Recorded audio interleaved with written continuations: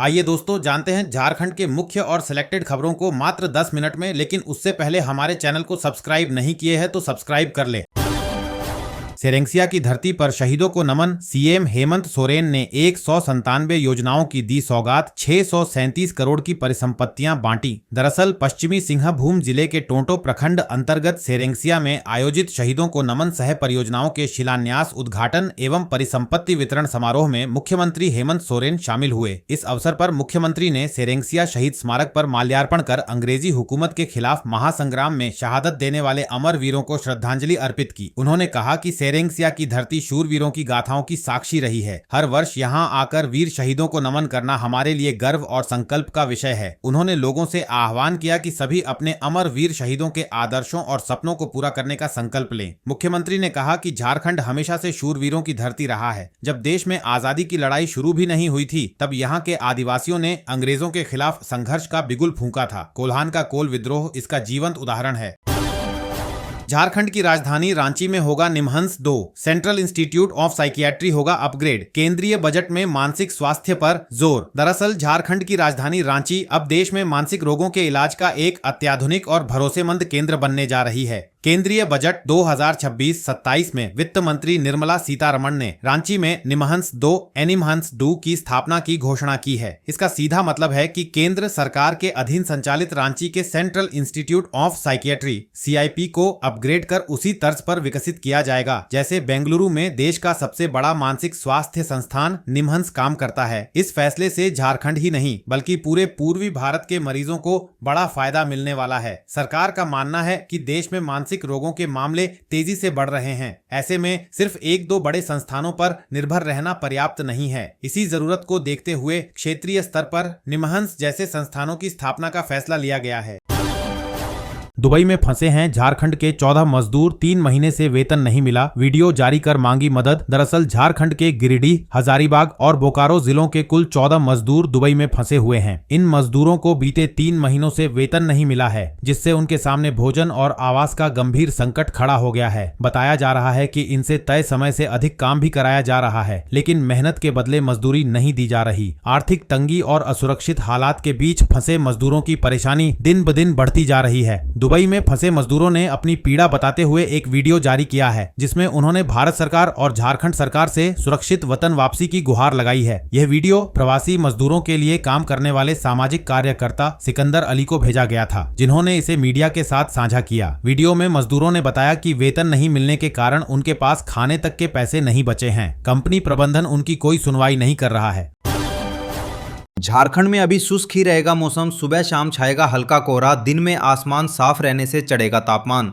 दरअसल झारखंड में अगले 1 सप्ताह तक मौसम का मिजाज लगभग एक जैसा बना रहेगा। मौसम विभाग के अनुसार राज्य के अधिकांश जिलों में सुबह इस समय कहीं कहीं हल्के दर्जे का कोहरा देखने को मिल सकता है। खासकर रांची, बोकारो, गुमला, हजारीबाग, देवघर, गिरिडीह और आसपास के इलाकों में सुबह दृश्यता कुछ समय के लिए प्रभावित हो सकती है।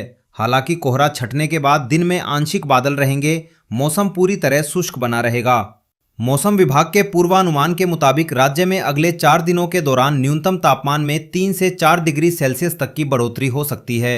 हालांकि अधिकतम तापमान में अगले 3 दिनों तक किसी बड़े बदलाव की संभावना नहीं है। रांची और इसके आसपास के इलाकों में अधिकतम तापमान 26 से 27 डिग्री और न्यूनतम तापमान 11 से 14 डिग्री सेल्सियस के बीच रहने का अनुमान है। दिन में हल्की गर्मी का एहसास होगा, जबकि सुबह और देर रात हल्की ठंड बनी रहेगी।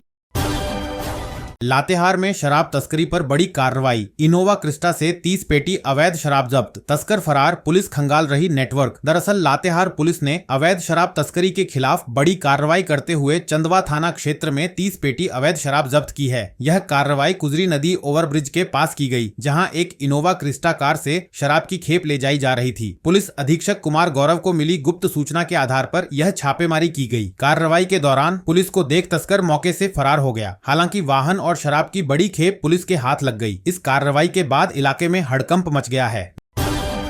आचार संहिता, धर्म जाति के नाम पर प्रचार वर्जित, नगर निकाय चुनाव लड़ने के लिए प्रत्याशियों के लिए सामान्य आचरण तय किए गए हैं। किसी भी अभ्यर्थी को ऐसा कोई कार्य नहीं करना चाहिए जिससे किसी धर्म, संप्रदाय या जाति के लोगों की भावना को ठेस पहुंचे या उनमें विद्वेष या तनाव पैदा हो। मत प्राप्त करने के लिए धार्मिक, सांप्रदायिक, जातीय या भाषाई भावनाओं का सहारा नहीं लिया जाना चाहिए। उपासना के किसी स्थल जैसे कि मंदिर, मस्जिद, गिरजाघर, गुरुद्वारा आदि का उपयोग निर्वाचन प्रचार के लिए नहीं किया जाना चाहिए। किसी अभ्यर्थी के व्यक्तिगत जीवन की आलोचना नहीं की जानी चाहिए जिनका संबंध उसके सार्वजनिक जीवन या क्रियाकलापों से न हो, और न ही ऐसे आरोप लगाए जाने चाहिए जिनकी सत्यता स्थापित न हुई हो। किसी अभ्यर्थी की आलोचना उसकी नीति और कार्यक्रम, पूर्व इतिहास एवं कार्य तक ही सीमित रहनी चाहिए तथा उसका एवं उसके कार्यकर्ताओं की आलोचना असत्यापित आरोपों पर आधारित नहीं की जानी चाहिए। प्रत्येक व्यक्ति के शांतिपूर्ण घरेलू जीवन के अधिकार का सम्मान किया जाना चाहिए, चाहे उसके विचार कैसे भी क्यों न हो। किसी व्यक्ति के कार्यों या विचारों का विरोध करने के लिए किसी अभ्यर्थी द्वारा ऐसे व्यक्ति के घर के सामने धरना देने, नारेबाजी करने या प्रदर्शन करने जैसे तरीकों का सहारा लेना अथवा ऐसी कार्यवाही का कतई समर्थन नहीं किया जाना चाहिए।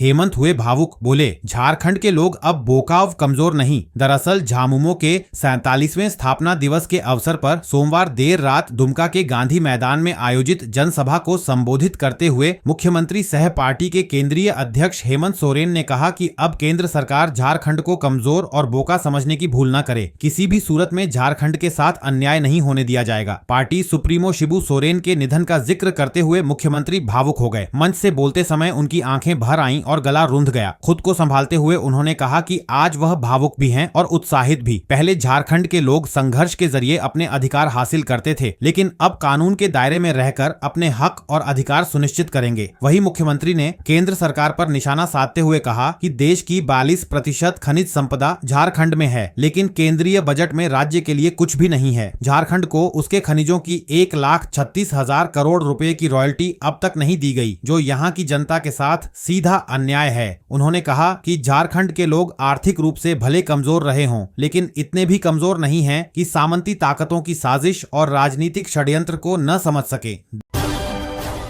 और अगली खबर खेल जगत से है। T20 वर्ल्ड कप में भारत पाकिस्तान मैच नहीं होगा। पाकिस्तान सरकार का ऐलान। आईसीसी ने कहा पीसीबी अपने फैसले पर फिर विचार करे। दरअसल T20 वर्ल्ड कप में भारत और पाकिस्तान के बीच 15 फरवरी को मैच नहीं होगा। पाकिस्तान सरकार ने रविवार शाम को इस मैच के बॉयकॉट का ऐलान किया। दोनों टीमें ग्रुप स्टेज में कोलंबो में एक दूसरे से भिड़ने वाली थीं। हालांकि अब तक यह तय नहीं है अगर नॉकआउट में भारत सामने आया तो पाकिस्तान मैच खेलेगा या नहीं। इंटरनेशनल क्रिकेट काउंसिल आईसीसी ने 24 जनवरी को बांग्लादेश की जगह स्कॉटलैंड को टूर्नामेंट में एंट्री दी थी। आईसीसी के इस फैसले के विरोध में पाकिस्तान ने भारत के खिलाफ मैच का बॉयकॉट कर दिया, जिसके बाद आईसीसी ने पाकिस्तान क्रिकेट बोर्ड पीसीबी को अपने फैसले पर फिर से विचार करने के लिए कहा है।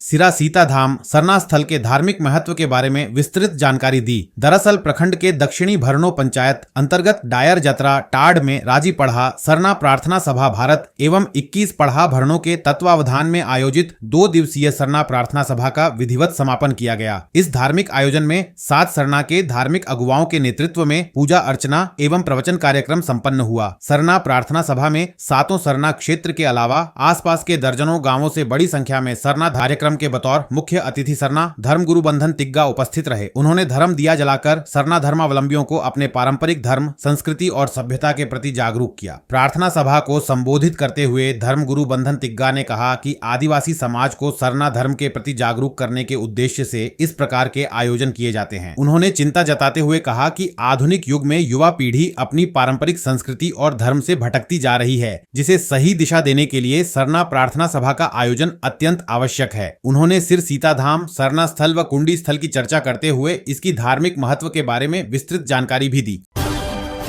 झारखंड में जिंदल समूह का 70,000 करोड़ से ज्यादा निवेश प्रस्ताव। दरअसल मुख्यमंत्री हेमंत सोरेन के नेतृत्व में झारखंड सरकार के उच्च स्तरीय प्रतिनिधि मंडल की दावोस एवं यूनाइटेड किंगडम यात्रा के सकारात्मक परिणाम सामने आने लगे हैं। इन वैश्विक निवेश संवादों के फलस्वरूप राज्य के औद्योगिक विकास को नई गति मिल रही है। इसी क्रम में प्रतिष्ठित औद्योगिक समूह जिंदल समूह द्वारा झारखंड में स्टील, परमाणु ऊर्जा एवं सौर ऊर्जा क्षेत्रों में 70,000 करोड़ रु से अधिक के चरणबद्ध निवेश का प्रस्ताव प्रस्तुत किया गया है। यूनाइटेड किंगडम में आयोजित बैठकों के दौरान समूह से परमानेंट रिप्रेजेंटेटिव एवं अन्य सदस्यों द्वारा प्रस्तावित निवेशों से संबंधित लेटर ऑफ इंटेंट झारखंड सरकार के वरिष्ठ अधिकारियों को औपचारिक रूप से सौंपा गया। आगामी वर्षों में चरणबद्ध रूप से क्रियान्वित किए जाने वाले ये प्रस्तावित निवेश झारखंड की स्थिर नीतिगत व्यवस्था, निवेश अनुकूल शासन प्रणाली तथा संसाधन आधारित औद्योगिक क्षमता में बढ़ते घरेलू एवं वैश्विक निवेशकों के विश्वास को दर्शाते हैं। ये निवेश देश की औद्योगिक आत्मनिर्भरता, ऊर्जा सुरक्षा एवं स्वच्छ ऊर्जा संक्रमण से जुड़ी राष्ट्रीय प्राथमिकताओं के पूर्णतः अनुरूप हैं।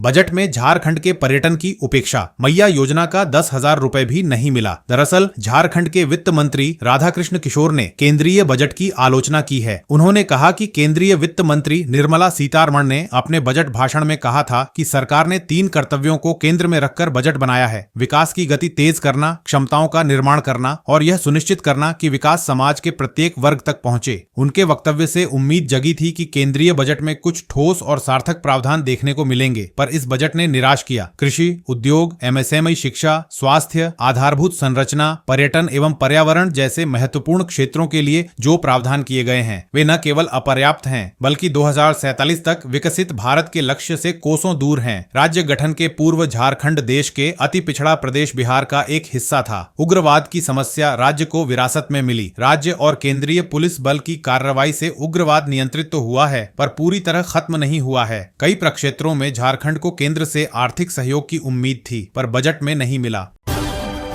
और अगली खबर डुमरी के फायर ब्रांड विधायक टाइगर जयराम महतो को लेकर है। टाइगर जयराम महतो धनबाद पहुंचे। दरअसल धनबाद के पीबी एरिया अंतर्गत पुटकी कोलियरी में एसएसटी पद पर कार्यरत रहे बीसीसीएल कर्मी अर्जुन कोड़ा आदिवासी की संदिग्ध परिस्थितियों में हुई मौत के तीसरे दिन भी परिजनों का तत्काल नियोजन सहित अन्य मांगों को लेकर शव के साथ धरना जारी है। देर रात 10:30 बजे पीबी एरिया कार्यालय के बाहर चल रहे धरना में शामिल होकर आंदोलन का समर्थन दिया। टाइगर जयराम सीएमडी से फोन पर वार्ता कर समस्या का जल्द निराकरण करने की मांग की। उन्होंने कहा, पीड़ित परिवार के इस न्याय और अधिकार लड़ाई में हम इस परिवार के हर वक्त खड़े हैं। राज्य में आदिवासियों का ये हाल देखकर काफी दुख होता है कि उनको अपना हक अधिकार लेने के लिए शव के साथ 3 दिन से न्याय की भीख मांगना पड़ रहा है।